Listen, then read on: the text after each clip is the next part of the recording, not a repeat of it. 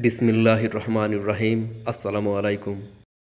আমার নাম ফুরকান কুরেশি, আর আজ আপনাদের সবাইকে সিরা সিরিজের প্রথম এপিসোডে অভ্যর্থনা জানাচ্ছি। সিরা আসলে আরবি ভাষার একটা শব্দ, আর এর অর্থ হলো তরিকাকার, হাবভাব, চলার স্টাইল, রাস্তা ধরার স্টাইল। আর সিরাতুন নবী হজরত মুহাম্মদ সাল্লাল্লাহু আলাইহি সাল্লামের অর্থই হলো এটা, যে আমাদের প্রিয় নবী হজরত মুহাম্মদ সাল্লাল্লাহু আলাইহি সাল্লাম নিজের জীবনের ৬৩টা বছর কীভাবে অতিবাহিত করেছিলেন, আর তিনি আলাইহিস সালামের সাথে কোন কোন ঘটনা সংঘটিত হয়েছিল, তিনি আলাইহিস সালামের সম্পূর্ণ বায়োগ্রাফি, তিনি আলাইহিস সালামের ইতিহাস। এখন সিরা পড়া কেন প্রয়োজনীয়? তো এর উত্তর দুইভাবে দেওয়া যেতে পারে। প্রথম উত্তর মুসলিমদের জন্য, আর দ্বিতীয় উত্তর নন মুসলিমদের জন্য। একজন মুসলমানের জন্য সিরাত পাঠ করা এজন্য জরুরি যে দেখুন, সূরা আহজাবে মহান আল্লাহ বলছেন যে প্রত্যেক সেই ব্যক্তি যে আল্লাহ আর কিয়ামতের দিনের ওপর ইয়াকিন রাখে, তার জন্য রাসূলুল্লাহর জীবনে এক সর্বোত্তম এক্সাম্পল আছে। তাই সিরা পড়া, তাকে জেনে নেওয়া, মহান আল্লাহ জীবন যাপনের জন্য এক সর্বোত্তম নমুনা বলেছেন, ডিক্লেয়ার করেছেন, এক রেফারেন্স পয়েন্ট, এক প্রকারের পথনির্দেশিকা, গাইডেন্স, এক বেঞ্চমার্ক। আর তাই যদি আমরা আমাদের জীবন মহান আল্লাহর আদেশ অনুযায়ী অতিবাহিত করতে চাই, তাহলে সিরা জেনে নেওয়া আমাদের জন্য খুবই প্রয়োজনীয়। তারপর আল কোরআনে কমপক্ষে 7টা স্থানে মহান আল্লাহ বলেছেন যে আল্লাহ আর তাঁর রসুলের আনুগত্য করো। আলে ইমরানে, আল মায়েদায়, আল আনফালে, আন নূরে, আল আহজাব, সূরা মুহাম্মদ, আবার সূরা তাগাবুনে, যে আল্লাহ আর তার রসুলের আনুগত্য করো, তার কথা শোনো। তারপর এক স্থানে বলেছেন যে যে রসুলের আনুগত্য করলো সে আল্লাহর আনুগত্য করলো। তো এই সমস্ত আয়াত পাঠ করার পর এটা এক প্রকারের ফরজ হয়ে যায় যে প্রত্যেক সেই ব্যক্তি যে আল্লাহকে জানতে চায়, দ্বীনে ইসলামকে বোঝা আর তারপর আমল করতে চায়, তার জন্য এক প্রকারের অতি আবশ্যিক হয়ে যায় যে অ্যাটলিস্ট একবার সে যেন সিরাহ পাঠ করে নেয়। তারপর দ্বিতীয় উত্তর নন মুসলিমসদের জন্য। দেখুন, একটু ভাবুন যে দুনিয়ার সবচেয়ে গরিব, পিছিয়ে পড়া, ব্যাকওয়ার্ড আর কবিলায় বিভক্ত উট আর ছাগল চড়ানেওয়ালা 7ম শতাব্দীর আরব শুধুমাত্র 25টা বছরের মধ্যে দুনিয়ার বাদশাহ হয়ে গেল। কে এমন এসেছিলেন যিনি তাদেরকে মরুভূমি থেকে তুলে বাদশাহদের সামনাসামনি দাঁড় করিয়ে দিলেন? You don't have to be a Muslim to wonder যে এই 25টা বছরে সেখানে এমন কি ঘটেছিল যে আরবরা দুনিয়াটাকেই পাল্টে দিল। আর এর উত্তর হলো সিরা। সেই 25টা বছরকে জানার জন্য সিরার গবেষণা খুবই জরুরি।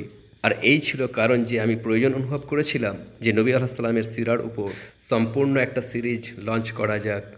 এমন একটা সিরিজ যেটা যতটাই ইন্টারেস্টিং আর অসাম এক মুসলিমের জন্য হবে, ততটাই হবে অসাম আর ইন্টারেস্টিং একজন নন মুসলিমের জন্য। তিনিও আগ্রহ ভরে দেখুন যে আখেরে তিনি কেমন নবী ছিলেন, যিনি ইতিহাসের রূপটাই বদলে দিলেন। আপনাদেরকে একটা মজার কথা বলি যে আজ যদি আপনারা কোনো ভালো ও বড় গ্রন্থাগারে যান, তাহলে আপনারা দেখবেন যে সিরার কিতাব রাখা আছে ইতিহাস তথা হিস্ট্রির সেকশনে।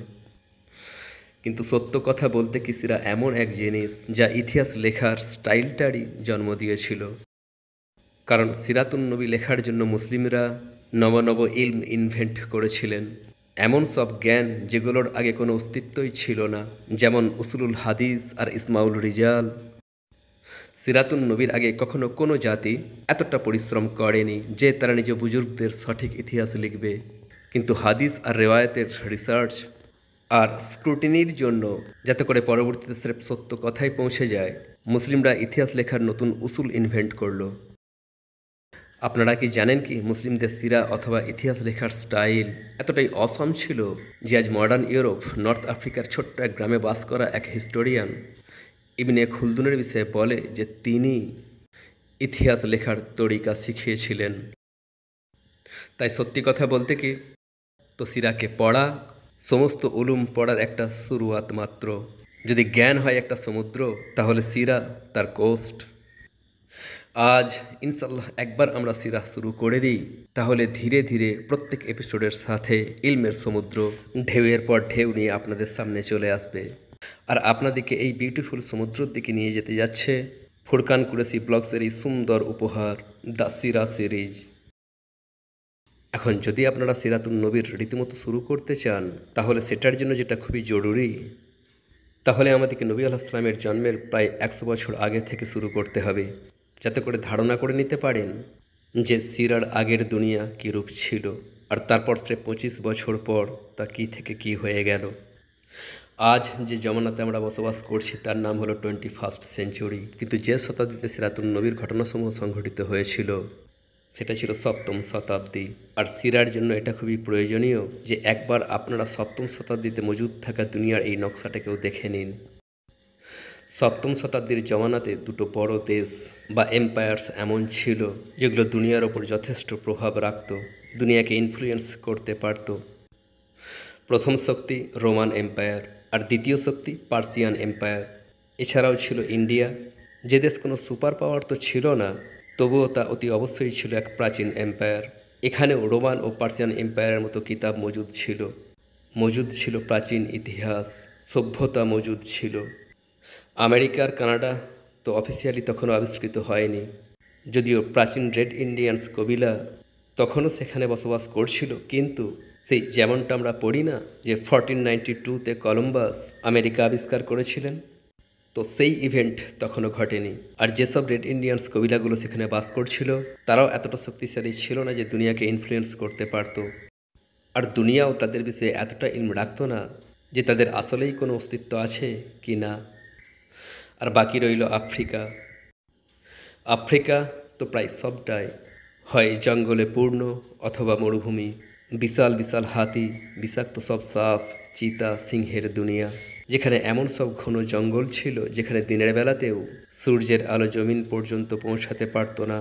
আর আফ্রিকার যেসব স্থানে আবাদি ছিল সেসব এরিয়া হয় ওয়ার্ল্ড লর্ডসদের আন্ডারে ছিল, অথবা প্রাচীন জমানার মানুষ খেকো সব কবিলার বাসভূমি হয়েছিল। তাই আফ্রিকা আর নর্থ সাউথ আমেরিকা দুটোকেই এই নকশা থেকে আমি গ্রে আউট করে দিচ্ছি। ওকে, এখন আসি সবচেয়ে পুরাতন, সবচেয়ে বড় পারস্য সাম্রাজ্যটাকে দেখি যে তাদের কি অবস্থা ছিল। পারস্য সাম্রাজ্যের কেন্দ্র তৎকালীন সময়ে ছিল আজকের ইরান। তাদের ছিল নিজ ইতিহাসের ওপর খুবই গর্ব যে আমাদের আছে শত শত বছরের প্রাচীন সভ্যতা, ইতিহাস। আপনাদেরকে এক ছোট্ট ঘটনা শোনাচ্ছি যাতে করে ধারণা করে নিতে পারেন পারস্য সাম্রাজ্যের নিজেদেরকে নিয়ে কতটা অহংকার ছিল। নবী আলাইহিস সালামের প্রায় 1000 বছর আগে যখন ইউনানের আলেকজান্ডার দ্য গ্রেট পারস্য সাম্রাজ্য জয় করার মনস্থির করল, তখন পার্সিয়ান বাদশাহ ডায়ারিয়াস আলেকজান্ডারকে 3টে জিনিস উপহার হিসেবে প্রেরণ করল। প্রথম জিনিসটা হলো একটা বল, খেলার বল। দ্বিতীয় জিনিস সোনায় পূর্ণ একটা সিন্দুক। আর তৃতীয় জিনিসটা হলো একটা হান্টার, একটা চাবুক। বলের মধ্যে আলেকজান্ডারের জন্য এই বার্তাটা ছিল যে এখন তো তোমার খেলাধুলার বয়স। গোল্ডে আলেকজান্ডারের জন্য এই বার্তা ছিল যে সম্ভবত তোমার পারস্য সাম্রাজ্যের সম্পদ আর শক্তির কোনো ধারণা নেই। আর হান্টার এই জন্য যে বেয়াদবিটা তুমি করেছো তার জন্য তোমার এই হান্টার দিয়ে সাজা পাওয়া উচিত। তো পারস্য সাম্রাজ্যের নিজ ইতিহাসের উপর যথেষ্ট গর্ব ছিল, কিন্তু সেই সাম্রাজ্য যা কোনো এক জামানায় বাস্তবেই সভ্যতা তথা সিভিলাইজেশনের কেন্দ্রভূমি হয়েছিল, 7ম শতাব্দী আস্তে আস্তে তার সেই সমস্ত বৈশিষ্ট্য লোপ পেয়ে গিয়েছিল। কোনো জমানার জড়থ্রষ্ট মাঝহাব অর্থাৎ জড়াস্ট্রিয়ানিজম আর আইনেমানি, যার কিতাবগুলো পড়লে একথা মনে হয় যে কোনো একটা জমানাতে এটাও একটা ডিভাইন মাঝহাব ছিল, ইলহামি ধর্ম ছিল। এগুলো পারস্য সাম্রাজ্যকে যে সমস্ত আখলাকের কথা শিখিয়েছিল সে তো কবে তাদের থেকে বিলুপ্ত হয়ে গিয়েছিল। এম্পায়ারের মানুষদের মধ্যে বাপ বেটি ভাই বোন শিষ্টাচার আর ছিল না। আপনারা এখান থেকে ধারণা করে নিন যে পারস্য সাম্রাজ্যের একজন ফিলোজফার মাজদাক খুবই বিখ্যাত ফিলোজফার ছিল, আর যে সমস্ত মূল্যবোধ গ্রিসে অ্যারিস্টটল, সক্রেটিস অথবা প্লেটোর ছিল, সেই একই মূল্যবোধ ছিল পারস্য সাম্রাজ্যের মজদকের। আর মজদকের ফিলোজফি ছিল এটা যে নারী স্রেফ একটা কমন কমোডিটি, তাকে যে কেউ ব্যবহার করতে পারে। আর একবার দরবারে যখন একটা ঝগড়ার কেস এলো, তো মজদক ভরা দরবারে এক ব্যক্তির কন্যার প্রকাশ্যে ইজ্জত লুটে নেওয়ার আদেশ দিয়েছিল। এখন আপনারা কল্পনা করুন যে যেখানকার দার্শনিকগণ এই তালিম দিচ্ছে, তো সেখানকার সাধারণ মানুষের কি অবস্থা হবে। হ্যাঁ, এটা সত্য কথা যে পার্শ্ব সাম্রাজ্যের বাদশাহ তখনও খুব স্ট্রং ছিল, তার কাছে ছিল বিশাল পাওয়ার, কারণ বাদশাদিকে জমিনের বুকে খোদারই একটা অংশ বলে মনে করা হতো, আর কমন পিপিল, প্রজারা ভার্চুয়ালি তার ইবাদত করত। কিন্তু তবুও পারস্য সাম্রাজ্যের পলিটিক্যাল সিচুয়েশন ততটা আইডিয়াল ছিল না। রোজ রোজ বাদশা বদলে যাচ্ছিল, আর প্রায়শই আসা রাজনৈতিক বিপ্লব পারস্য সাম্রাজ্য থেকে শান্তি ও নিরাপত্তাকে পুরোপুরি নিশ্চিহ্ন করে ফেলেছিল। আর তারপর দুনিয়ার দ্বিতীয় সবচেয়ে বড় শক্তি দ্য রোমান এম্পায়ার। রোমান সাম্রাজ্য দুই ভাগে বিভক্ত হয়ে গিয়েছিল। একটাতে হলো সেই এরিয়া যেটাকে অবশিষ্ট রোমান সাম্রাজ্য বলা হতো, আর দ্বিতীয়টা হলো বাইজেন্টাইন এম্পায়ার। বেসিক্যালি এটা ছিল বাইজেন্টাইন এম্পায়ার, যার সাথে পরবর্তীতে মুসলিমদের সাথে ঝামেলা লেগে থাকতো। আর যত নাম আপনারা শুনলেন আর সিরিজের পরবর্তীতে যত নাম আপনারা শুনবেন, যেমন রোমের বাদশাহ হারকুল অর্থাৎ হিরাক্লেয়াস ইত্যাদি, তারা সবাই ছিল বাইজেন্টাইন এম্পায়ারের বাদশাহ। তো যাই হোক, রোমান সাম্রাজ্য দুই টুকরো হয়ে গিয়েছিল। সারা দুনিয়া জুড়ে সবচেয়ে বড় দাস ব্যবসা রোমান সাম্রাজ্যে হয়ে যাচ্ছিল। যে কোনো ব্যক্তি যার ঘাড়ে ঋণের বোঝা থাকতো, রোমান সাম্রাজ্যে তাকে গোলাম বানিয়ে বিক্রয় করে দেওয়া ছিল খুবই কমন বিষয়। পিতামাতা নিজ ঋণ পরিশোধের জন্য সন্তান বিক্রয় করে দিত, আর সন্তান নিজ ঋণ পরিশোধের জন্য বাপ-মাকে বিক্রয় করে দিত। ঈসাই ধর্ম অথবা মসীয় ধর্ম অথবা খ্রিস্টিয়ানিটি বহু যুগ আগেই নিশ্চিহ্ন হয়ে গিয়েছিল। ডজন ডজন ফিরকার জন্ম হয়ে গিয়েছিল, আর তখন থেকে শুরু করে আজ পর্যন্ত এই ফিরকার সংখ্যা কমেনি, বরং বেড়েই গিয়েছে। আপনারা শুনে হয়তো অবাক হবেন যে এই মুহূর্তে খ্রিস্টান ধর্মে প্রায় 45,000-এরও বেশি ফিরকা মজুদ আছে, যেগুলোকে ডিনোমিনেশনস বলা হয়। তবে তৎকালীন বাইজেন্টাইন সাম্রাজ্যে এতগুলো ফিরকা তো ছিল না, কিন্তু তবু তৌহিদের স্থানে তসলিস অর্থাৎ তৃত্ববাদ নিয়ে নিয়েছিল, অর্থাৎ the father and the son and the holy spirit. গির্জাঘর আর ক্যাথিড্রালসগুলোতে হ্যালুলিয়া আওয়াজ প্রতিধ্বনিত হওয়ার পরিবর্তে হযরত ঈসা আর বিবি মরিয়ম আলাইহিসসালামের মূর্তির তাজিম করা হচ্ছিল। আর সবচেয়ে ভয়ানক কথা হলো এটা যে পোপ সবচেয়ে পাওয়ারফুল ফিগারে পরিণত হয়ে গিয়েছিল। তার মুখ থেকে বের হওয়া প্রত্যেক শব্দে হুকুমত পড়ে যেত আর তৈরিও হয়ে যেত। যে কথা পোপ মুখ থেকে বের করতো সে কথাটাই আইনে পরিণত হয়ে যেত। পোপের কাছে বাদশার থেকেও বেশি ক্ষমতা থাকতো। এমনকি পরবর্তীতে একবার হাতিম তাইয়ের ছেলে আদিব হাতিম রাদিয়াল্লাহু তাআলা আনহু যখন সূরা তাওবার 31 নম্বর আয়াত শুনলেন যে তারা নিজেদের উলামা দিকে আর রাহিব দিকে আর মসিহ ইবনে মরিয়মকে আল্লাহকে ছাড়াও খোদা বানিয়ে নিল, তো আদি বললেন যে ইয়া রাসূলুল্লাহ সাল্লাল্লাহু আলাইহি সাল্লাম, আমরা তাদেরকে আমাদের খোদা কখনো বলিনি। তো নবী আলাইহিস সালাম তাকে উত্তরে বললেন যে আদি, তোমরা কি তাদের কথাই হালাল আর তাদের কথাই হারামের ফয়সালা করতে না? তো আদি বললেন যে জি, বাস্তবেই এসব তো ঘটতো, সময় হলে সেই সমস্ত ঘটনা পুরোটাই শোনাবো। তো যাই হোক, রোমান সাম্রাজ্যে পোপ ছাড়া সাধারণ মানুষের আর কোনো মূল্য বাকি ছিল না। আর হোলি রোমান এম্পায়ারের এই অবস্থা হয়ে গিয়েছিল যে ফ্রেঞ্চ ফিলোজফার ভল্টেয়ার বলছেন যে হোলি রোমান এম্পায়ার, আর না ছিল হোলি, না ছিল রোমান, আর না এম্পায়ার বাকি ছিল। আর সর্বশেষে আরও একটা স্থান এমন আছে যার কথা আপনাদেরকে অতি অবশ্যই বলতে চাই, নবী আলাইহিসসালামের জমানার হিন্দুস্তান। এখন দেখুন, তখন তো আজকালকার মতো পাকিস্তান আর হিন্দুস্তান তো ছিল না, বরং এ দুটোকে একটা স্থান কনসিডার করা হতো, যেটাকে আরবস নিজেদের ভাষায় হিন্দ বলতো।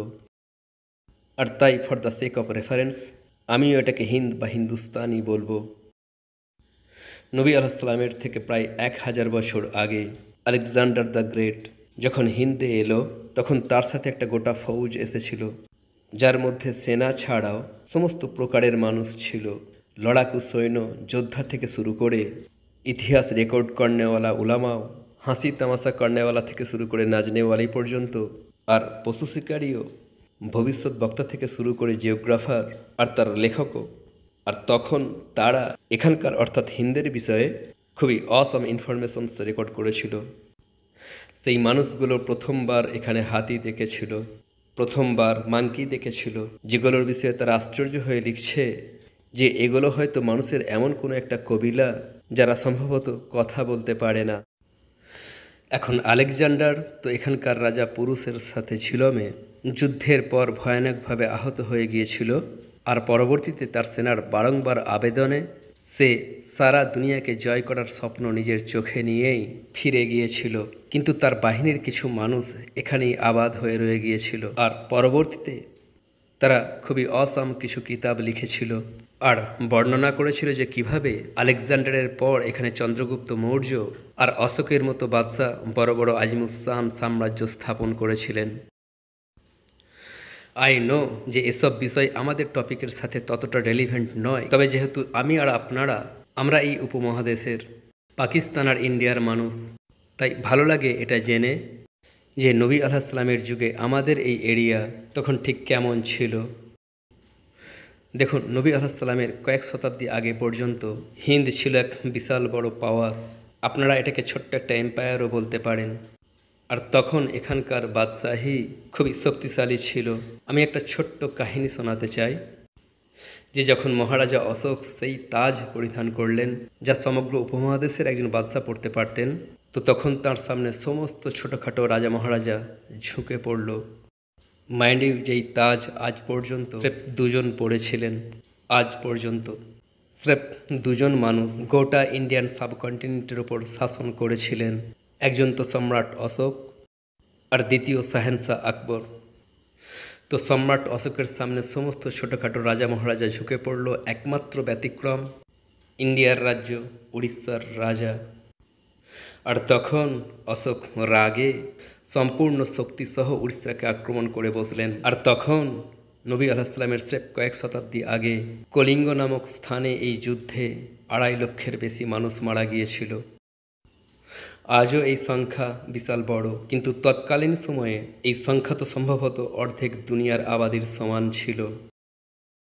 তো যাই হোক, এই যুদ্ধ আর এত সংখ্যায় মানুষের মৃত্যু দেখার পর অশোক এক তীব্র মানসিক আঘাত পেয়েছিলেন যে আমি কি করে ফেললাম। আর তারপর তিনি সমগ্র হিন্দে শক্তি প্রয়োগের পরিবর্তে ভালো কাজ করা শুরু করে দিলেন। ট্রাভেলার্সদের জন্য সরাইখানা, হাসপাতাল, স্কুলস তৈরি করলেন। আর যেহেতু অশোকের নিশান ছিল পাথরের সিংহ, তাই আজও ইন্ডিয়ান আর্কিওলজিতে যে জিনিসটা সবচেয়ে বেশি দেখতে পাওয়া যায় তা হলো পাথরের তৈরি এই সিংহ। কারণ নবী আলাইহিসসালামের জমানার আগে হিন্দকে ডেভেলপ করনেওয়ালা সবচেয়ে বড় প্রথম মহারাজা ছিলেন পাথরের সিংহওয়ালা অশোক। আর এই সমগ্র ইতিহাস পড়ার পর জানতে পারা যায় যে নবী আলাইহিসসালামের কয়েক শতাব্দী আগে পর্যন্ত আমাদের এই এরিয়াও খুবই বেশি শক্তিশালী আর খুবই বেশি উন্নত ছিল। কিন্তু সপ্তম শতাব্দী আস্তে আস্তে এই সমস্ত সৌন্দর্য আর সেই পাওয়ার শেষ হয়ে গিয়েছিল। সম্রাট অশোক আর চন্দ্রগুপ্ত মৌর্যের মতো সম্রাটদের এম্পায়ারের কল্পনাও কারোর অন্তরে আর ছিল না। তাদের মতো শাসন ক্ষমতার কথা কেউ কল্পনাও করতে পারত না। শ্রীকৃষ্ণের নাম নেওয়া মানুষগুলো গাছ, ঝোপঝাড় আর প্রাণীদের সামনে সেজদা করে যাচ্ছিল। বরং নবী আলাইহিসসালামের যুগে যে চাইনিজ মুসাফির আর ব্যবসায়ী হিন্দুস্তান আসতো, তারা নিজেদের ট্রাভেল লগসে লিখছে যে হিন্দুস্তানে এমন একটা ঘরও আমরা দেখতে পাইনি যেখানে আমরা কোনো মূর্তি দেখতে পাইনি। সিন্ধু এরিয়ায় এমন এমন রাজার রিপোর্টস পাওয়া যায় যারা এমনকি নিজ বোনের সাথে বিবাহ বন্ধনে আবদ্ধ হয়েছিল। গৌতম বুদ্ধের দেওয়া নৈতিক শিক্ষা বহু যুগ আগেই ভুলিয়ে দেওয়া হয়েছিল। আর সেই সময় হিন্দুস্তানে শিরক হয়তো নিজ শিখরে পৌঁছে গিয়েছিল। কখনো কখনো এমনটা মনে হয় যেন শিরক এখানকার উপাদানেই আছে। তহমপরস্তি বহু খোদা তৈরি করে নিয়েছিল। আর এমনকি হিন্দু ঐতিহাসিক অর্থাৎ হিস্টোরিয়ানস নিজেরাই লিখছেন যে সেই জমানাতে ভগবানের সংখ্যা মানুষের সংখ্যার থেকে বেশি হয়ে গিয়েছিল, অর্থাৎ এত ভগবান তৈরি হয়ে গিয়েছিল। প্রত্যেক নিচের মানুষকে উপরের মানুষের গোলাম বলে মনে করা হতো, আর ব্রাহ্মণ ক্লাসকে ভার্চুয়ালি সবার মালিক বলে মনে করা হতো। ব্রাহ্মণ যদি কাউকে হত্যাও করে দেয় তার জন্য কোনো সাজা নির্ধারিত ছিল না। একজন নারীর একাধিক স্বামী থাকতো। এমনকি যতটা আমি জানি এই প্র্যাকটিস তো আজও সম্ভবত নেপালের কোথাও না কোথাও জীবিত আছে। তো যাই হোক, সপ্তম শতাব্দীর হিন্দুস্তানে এসব তো একটা কমন নর্ম ছিল। আর যদি সৌভাগ্যক্রমে কোনো নারীর একজন স্বামী থাকতো, তো স্বামীর মৃত্যুর পর সেই অভাগীর নিজের জীবন জাহান্নামে পরিণত হয়ে যেত, কারণ তাকে সতী হতে হতো, অর্থাৎ তাকে নিজের স্বামীরই জ্বলন্ত চিতায় জীবন্ত ছুঁড়ে দেওয়া হতো। কিন্তু এমন এক যুগেও হিন্দুস্তানে ভাবনা চিন্তা করার মতো যত মানুষ মজুদ ছিল তারাও এক মসিহার অপেক্ষা করছিল, কারণ তাদেরও গীতার 4th চ্যাপ্টারে এক লাইন লেখা আছে যে যখনই ধর্মের হানি হবে আর অধর্ম বেড়ে যাবে তো অপেক্ষা করো, কারণ তখন আরও একবার ধর্মকে প্রতিষ্ঠা করনেওয়ালা আসবে। আমি আপনাদেরকে নবী আলাইহিসসালামের যুগে মজুদ সেই সময়কার 3টে সুপার পাওয়ার্সেরই অবস্থা বললাম, আর আপনারা দেখলেন যে জেনারেলি দুনিয়ার যে কোনো দেশে বা এরিয়াতে মনুষ্যত্ব অ্যাজ এ হোল প্রতিষ্ঠিত দেখতে পাওয়া যায়নি। এখন এরূপ গ্লোবাল আর সমগ্র দুনিয়াতে ছেয়ে থাকা অন্ধকার জমানাতে যদি কোনো জাতির কাছে তখনও ভালো কিছু পাওয়ার আশা বাকি ছিল তো সেই জাতি ছিল বনি ইসরাইল। কিন্তু বনি ইসরাইলকে তাদের নিজেদেরই গর্ব আর অহংকার বরবাদ করে রেখে দিয়েছিল। তারা দুনিয়াতে বসবাসকারী সমস্ত মাখলুকাতদের মধ্যে হতে স্রেফ নিজেদেরকে আল্লাহর প্রিয় আর তার বাছাইকৃত মনে করত। তাদের আকীদা ছিল যেহেতু আল্লাহ তাদের ওপর বহু করুণা আর রহম করেছিলেন তাই তাদেরকে তো কোনো প্রশ্ন করা হবেই না। এজন্যই অর্থ সম্পদ আর সুদ খাওয়ার প্রতি ভালোবাসা তাদের শিরায় প্রবেশ করে গিয়েছিল। আর সুদ খেকেও মানুষ সবসময় সংকীর্ণ মনে হয়। আপনারা দেখতে পাবেন যে সুদ খানেওয়ালার অন্তর থেকে রহম সবার আগে চলে যায়। আর এমনই কিছু বনি ইসরায়েলের সাথে ঘটেছিল। অতি ছোট ছোট অলঙ্কারের লোভে ছোট্ট ছোট্ট বাচ্চাদিকে হত্যা করে ফেলত। এখন যদিও কথা সত্য যে বনি ইসরায়েলের ইতিহাস ছিল খুবই রিচ, বহু প্রাচীন, কিন্তু একদিকে তো তাদের সংখ্যা খুব বেশি ছিল না, আর দ্বিতীয়টা হলো এটা যে তাদের কাজকর্ম আর তাদের বেইজ্জতির কারণে দুনিয়াতে তাদের কোনো বিশেষ মূল্য বাকি ছিল না। না তো বাইতুল মাকদাস তাদের কাছে ছিল, না তাদের বড় কোনো দেশ ছিল। যদিও প্রত্যেক অ্যাঙ্গেল থেকে হোক তা ধর্মীয় বা রাজনৈতিক বা ইখলাকি, বনি ইসরাইল এক নিশ্চিহ্ন হয়ে যাওয়া কওম হয়ে গিয়েছিল। আর এমন এক জমানাতে, এমন অন্ধকার আর অজ্ঞতার জমানাতে এমন একটা ইভেন্ট হলো যে স্রেফ 25 বছরের মধ্যে দুনিয়ার এক বিরান দেশ আর তার এক্সট্রিম মানসিকতার মানুষগুলো সমগ্র দুনিয়ার শিক্ষক আর সবচেয়ে বেশি সিভিলাইজড আর নৈতিক মানুষে পরিণত হয়ে গেল। আর পরবর্তী 80টা বছরের মধ্যেই সেই মানুষগুলোর বাদশাহী আটলান্টিক ওশেন থেকে নিয়ে ইন্ডিয়ান ওশেন পর্যন্ত স্থাপিত হয়ে গিয়েছিল। আর ঘটে যাওয়া সেই আজিম ইভেন্টের নাম হলো দ্য সিরাতুন নবী হজরত মোহাম্মদ সাল্লাল্লাহু আলাইহি ওয়াসাল্লাম। সিরাতুন নবীর বিগিনিং যে দেশ থেকে হয়েছিল সেটাকে আজ আমরা সৌদি আরব বলে থাকি, কিন্তু সৌদি আরব তো একটা খুবই রিসেন্ট নাম। এই নামটা তো রাখা হয়েছিল 1932-তে। নবী আলাইহিসসালামের যুগে এই এরিয়া বিভিন্ন রিজিয়নস আর এলাকাতে বিভক্ত ছিল, যেমন হিজাজ, নজদ, নজরান আর ইয়াসরিব ইত্যাদি। তিনি আলাইহিসসালামের যুগে এই এরিয়া মোস্টলি একটা শুষ্ক আর বালুময় এরিয়া ছিল। হ্যাঁ, সমুদ্রের নিকটবর্তী কিছু এরিয়াতে গাছপালা তো ছিল, কিন্তু বেশিরভাগ আরব ছিল বিরান, জনমানব শূন্য পাহাড়ি আর মরুভূমি হয়েছিল। সমগ্র দেশে একটাও কোনো বড় নদী ছিল না, আর খেজুর ছাড়া অন্য কোনো জিনিসের চাষ হতো না। এই সমস্ত কথা নির্দিষ্ট কোনো একটা কারণে আপনাদেরকে বলছি। পরবর্তীতে এই সমস্ত ইনফরমেশন খুব গুরুত্বপূর্ণ হয়ে উঠবে, কারণ এই ইনফরমেশন আপনাদেরকে এক্সপ্লেন করবে যে সর্বশেষ নবীর জন্য শেষ পর্যন্ত আরবকেই কেন সিলেক্ট করা হয়েছিল।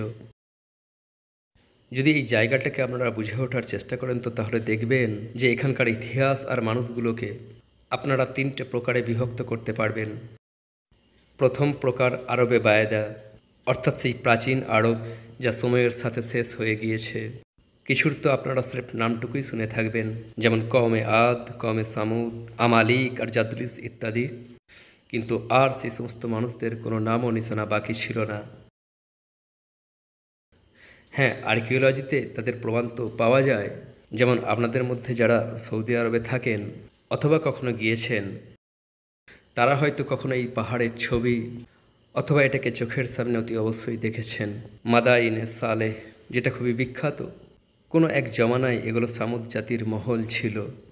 তারপর নজদ, আহকাব আর হাজারে মাউত ইত্যাদি থেকে আর্কিওলজির খনন কার্যের সময় কিছু প্রাচীন অলঙ্কার আর ভেঙে পড়া কিছু ইমারত এমন সব পাওয়া গিয়েছে যেগুলো দেখে বুঝতে পারা যায় যে হিন্দুস্তান, পারস্য ও রোমান সাম্রাজ্যের মতোই কোনো জমানাতে আরবেও আজিম সব লোক বসবাস করত। But not anymore. By the way, যাদেরকে কোরআনেও ইরামাজাতিল ইমাদ বলে রেফার করা হয়েছে, অর্থাৎ ইরমবাসী, যে যাদের মতো আর কেউ ছিল না। আপনাদের মনে থাকবে যে একবার 40,000 বছরের ইলম সিরিজে তাদেরকে নিয়ে একটা ভিডিও তৈরি করেছিলাম। ইরমবাসী, স্তম্ভের ওপর স্তম্ভের ওপর স্তম্ভ, তার উপরে স্তম্ভ।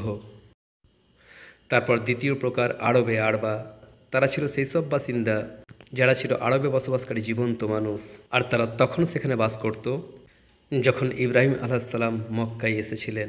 তাদেরকে কাহতানি আরবও বলা হয়, কিন্তু নবী আলাইসাল্লাম সেই আরবদের থেকে ছিলেন না, বরং তিনি তৃতীয় প্রকারের আরব, অর্থাৎ আরবে মুস্তা আরবার থেকে ছিলেন, অর্থাৎ সেই আরব যারা পরে ইব্রাহিম আর ইসমাইল আলাইসাল্লামের বংশে জন্মেছিল।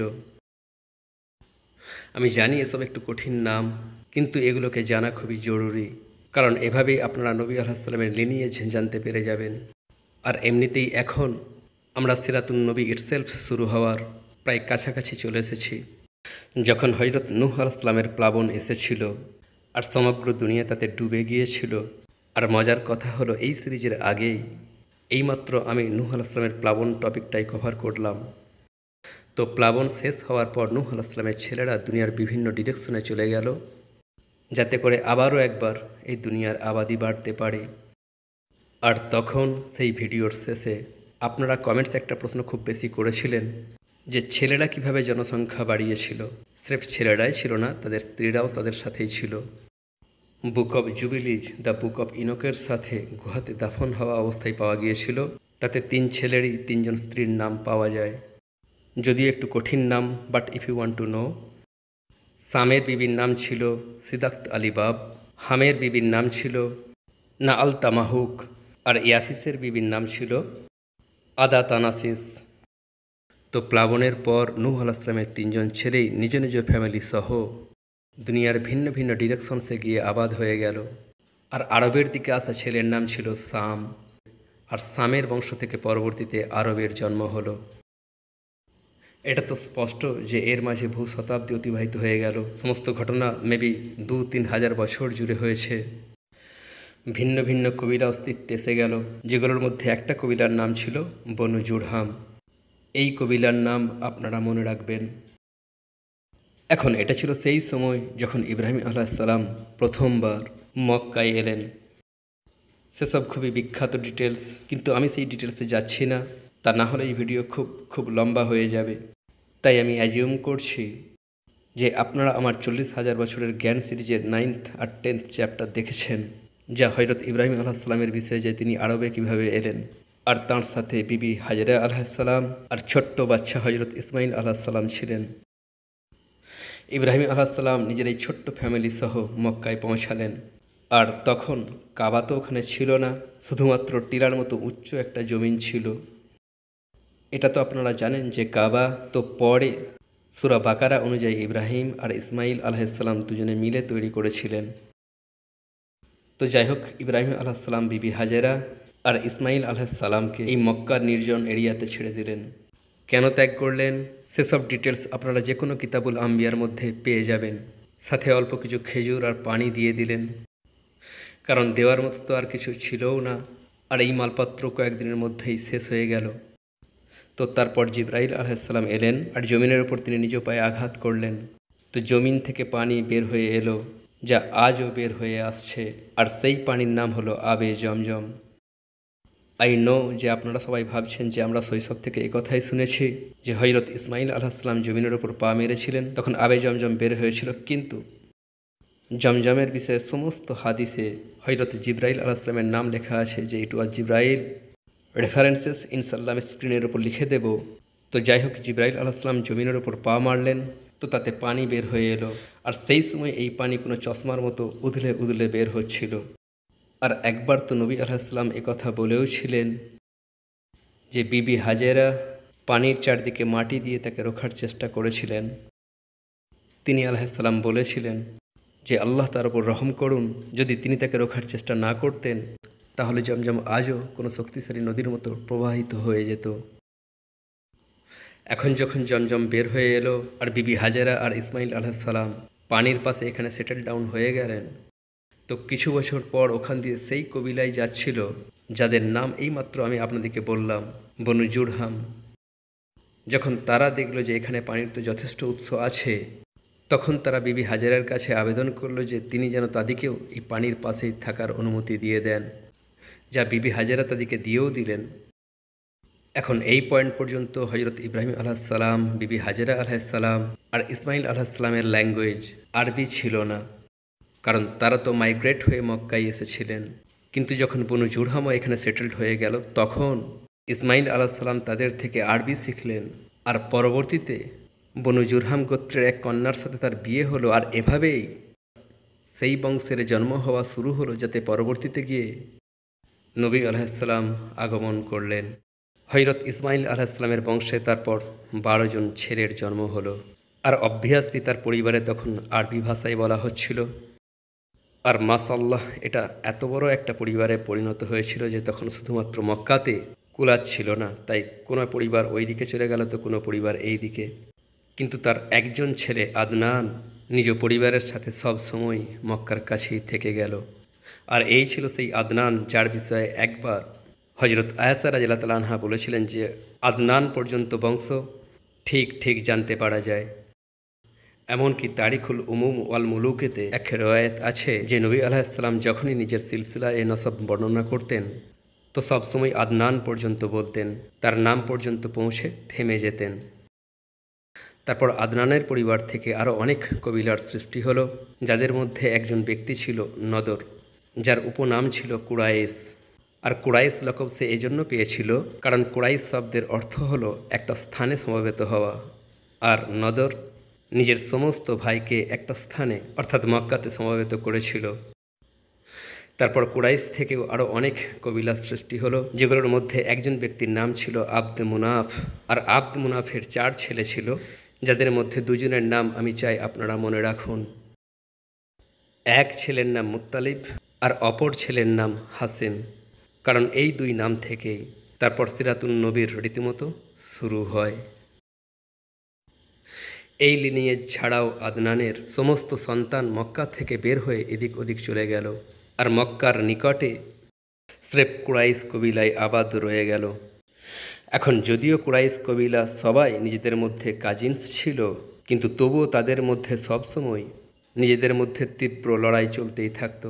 কিন্তু তারপর একটা পয়েন্ট এমনও এলো যে তাদের মধ্যে কুসাই ইবনে কিলাব নামক একজন ব্যক্তির উদয় হলো, যে সমস্ত কবিলাকে একটা স্থানে জুড়ে রেখে দিল।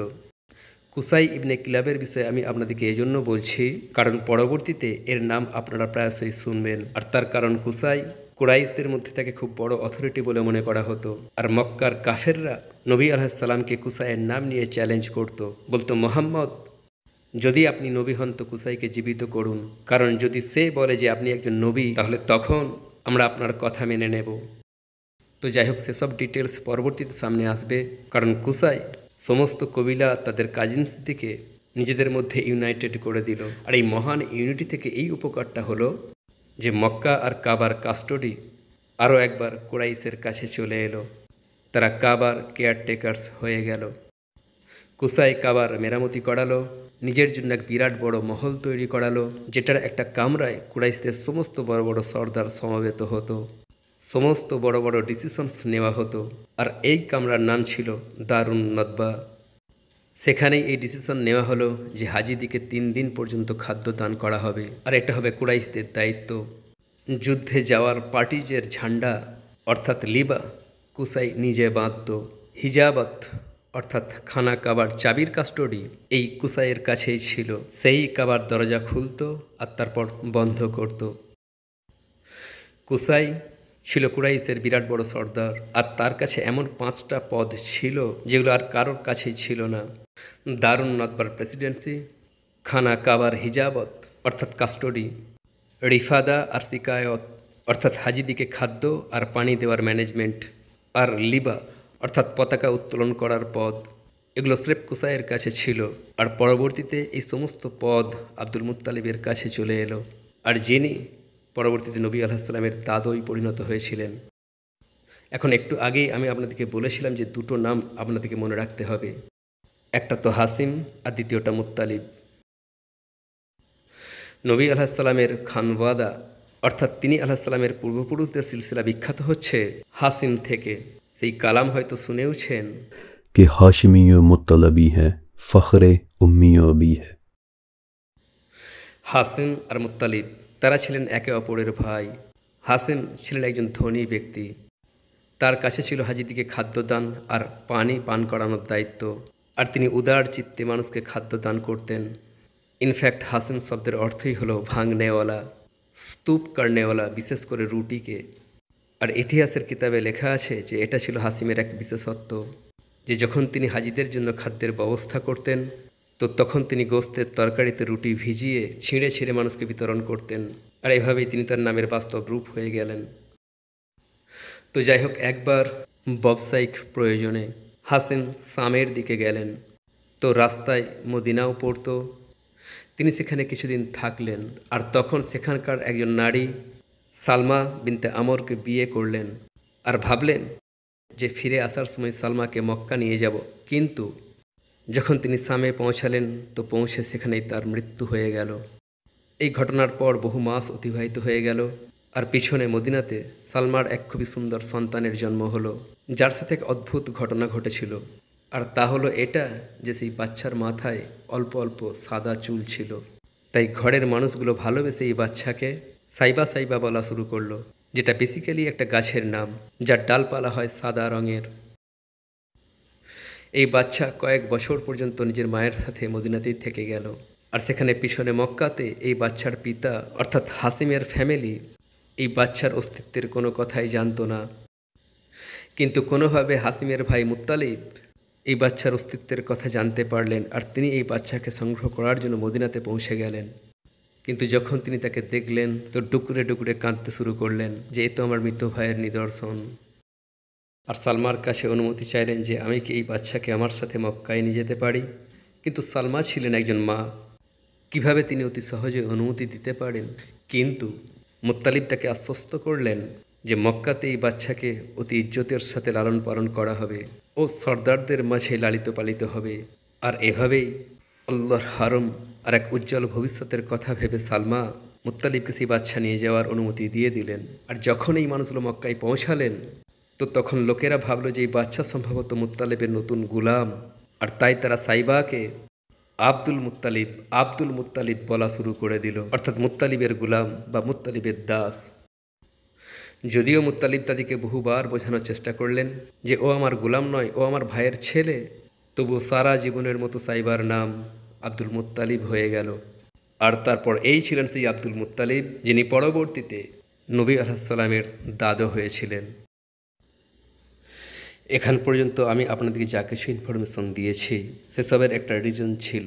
আপনারা খেয়াল করুন যে আমি আপনাদেরকে পারস্য, রোমান আর ইন্ডিয়ান সাম্রাজ্যের কথা বলেছি, যাতে করে আপনারা বুঝে নিতে পারেন যে নবী আলাইহিসসালামের জন্ম পর্যন্ত অন্যান্য সমস্ত বড় দেশ কোনো না কোনো জমানাতে অ্যাটলিস্ট একবার উন্নয়ন আর গৌরবের শিখরে ছিল। আর সেখানে Arabs they never had a chance. তারপর আবার দুনিয়ার সমস্ত দেশ কারোর না কারোর কন্ট্রোলে অতি অবশ্যই ছিল, যেমন আলেকজান্ডার দ্য গ্রেট, দেখুন সে কোন কোন এরিয়ানা জয় করেছিল, এখানে পাকিস্তানের ঝিলম পর্যন্ত এসেছিল। আর তারপর তারা নিজেরাই অন্য কারোর আন্ডারে চলে গেল। আর সেখানে আরবের সাথে এরূপটা ঘটেনি, এখানে কখনো কেউ চেপে বসেনি। আর এর একটা কারণও ছিল, আমি আপনাদেরকে বলেছিলাম না যে আরবে খেজুর ছাড়া খাওয়ার জন্য বিশেষ কিছু উদ্গত হতো না, না এখানে কোনো বড় নদী ছিল। তো এই আজিম মরুভূমি আর খাদ্য পানীয়র অভাব, ফুডের স্কার্সিটি আর কোনো ইন্টারেস্টিং জিনিস না থাকার কারণে কখনো কোনো বড় বাদশা আরব জয় করার আকাঙ্ক্ষাও করেনি, না এখানে কখনো কোনো খাস ট্যুরিস্ট বা ব্যবসায়ী আসতো। আর তাই as a whole Arab society বাকি দুনিয়া থেকে আর বাকি দুনিয়া আরব সোসাইটি থেকে বেখবরই রয়ে গিয়েছিল। আর এই জন্যই এখানকার ল্যাঙ্গুয়েজ কখনো অন্য কোনো ল্যাঙ্গুয়েজের সাথে মিক্সড হয়নি, না কখনো কেউ এখানে এসে নিজের ল্যাঙ্গুয়েজকে ফোর্স করেছে, আর না আরব কখনো অন্য ল্যাঙ্গুয়েজকে নিজের মধ্যে মিক্সড করেছে। আর সিরিজের আগে গিয়ে আপনারা দেখবেন যে এই বিষয়টার খুব অসম ইম্প্যাক্ট পড়েছিল। তারপর পার্সিয়ান, রোমান আর ইন্ডিয়ান এম্পায়ার্সের তালিম, সভ্যতা আর নৈতিক অবস্থা মূলত হারিয়ে গিয়েছিল। তাদের মধ্যে সত্য আর হককে অ্যাকসেপ্ট করার মতো কোনো সক্ষমতা আর বাকি ছিল না। আর সেখানে আরব তখনও সেই দুর্বলতা থেকে মুক্ত ছিল। পরবর্তীতে আমি আপনাদের তাদের খারাপিও বলবো, কিন্তু সেই সমস্ত খারাপি সত্ত্বেও তাদের মধ্যে নির্ভীকতা, বাহাদুরি আর সত্যের প্রতি ভালোবাসা তখনও মজুদ ছিল। এই জন্য বাকি সমস্ত দেশের তুলনায় সত্যকে অ্যাকসেপ্ট করার সবচেয়ে বেশি সক্ষমতা স্টিল আরবের মধ্যেই মজুদ ছিল। তারপর আরবের স্ট্র্যাটেজিক লোকেশন, মন দিয়ে এই নকশায় আরবের লোকেশনটা দেখুন, কারণ আরব এমন এক স্থানে রয়েছে যেটাকে আমরা যদি দুনিয়ার সেন্টার বলি তাহলে হয়তো ভুল হবে না। একদিকে আফ্রিকার প্রশস্ত বিশাল কন্টিনেন্ট, অন্যদিকে ইন্ডিয়ান আর পার্সিয়ান এম্পায়ার্স, তৃতীয় দিকে ইউরোপ আর তারপর রোমান এম্পায়ার্স। তো এই ছিল সেই সমস্ত অজুহাত যেগুলোর কারণে এখন আরবের পালা ছিল যে সেখান থেকে সিরার যুগ শুরু হোক, সেখান থেকে সত্যের পতাকা উড়ুক আর এমন এক প্রদীপ জ্বলে উঠুক যার জ্যোতিতে আগের সমস্ত এম্পায়ার্সের জ্যোতি ম্লান হয়ে যাবে। এই ছিল কারণ আরবের সিলেকশনের।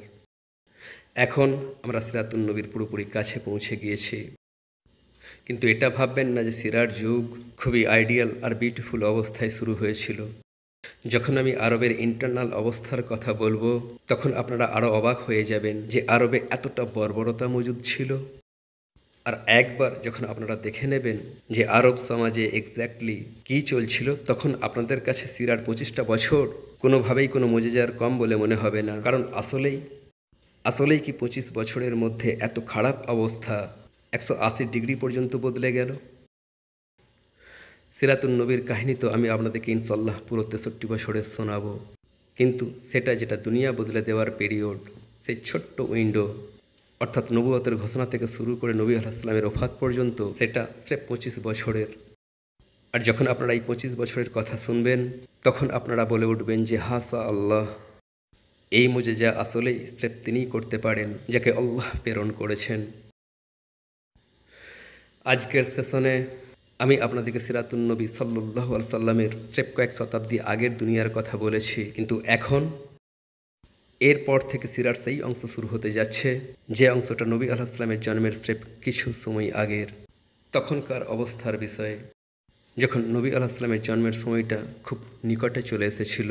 কিন্তু এখন আপনারা দুটো কাজ অতি অবশ্যই করবেন। একটা তো হলো এই ভিডিওটাকে লাইক করে দেবেন, কারণ এভাবে এই ভিডিও চ্যানেলের বাকি মেম্বার্সদের কাছেও পৌঁছে যায়। আর দ্বিতীয়টা হলো যে এই বাংলা ডাবিং তথা অনুবাদের কাজটাকে জারি রাখার জন্য আপনাদের সবার সাপোর্টের প্রয়োজন। আর এই সাপোর্টটা আপনারা কিভাবে করবেন, তার জন্য আপনারা কমেন্ট সেকশনে আমার পিন কমেন্ট, টপ কমেন্টটাকে একবার অতি অবশ্যই পড়ে নেবেন। শুক্রিয়া আর আল্লাহ হাফেজ।